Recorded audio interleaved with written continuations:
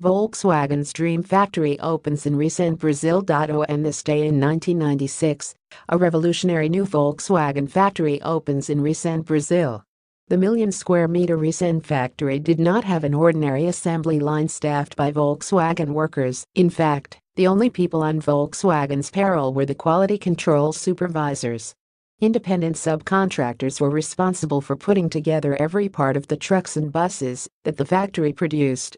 This process, which Volkswagen called the modular consortium, reduced the company's labor costs considerably by making them someone else's problem. The company simply purchased its labor from the lowest bidder. Eventually, Volkswagen hoped to export this new system to all of its factories in developing countries.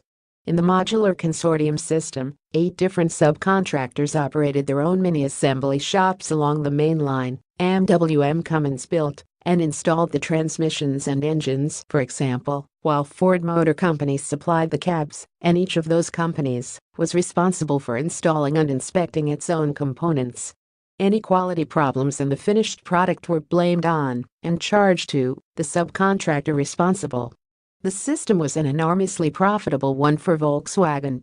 The company was able to negotiate very low rates from its subcontractors for parts and labor, so it saved money on every truck and bus that passed through the Resende plant and could pass those savings along to its customers.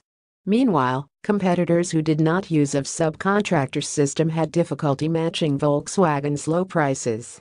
The Resende facility may have been Volkswagen's dream factory, as some reporters called it, but for General Motors it was a nightmare.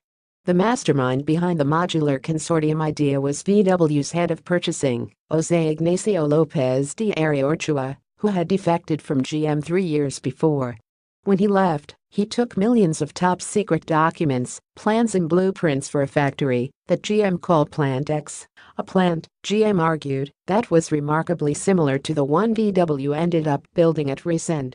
By the end of 1996, Lopez and VW faced industrial espionage charge in Germany and the U.S., as well as a hefty GM lawsuit, which they settled for millions of dollars the next year.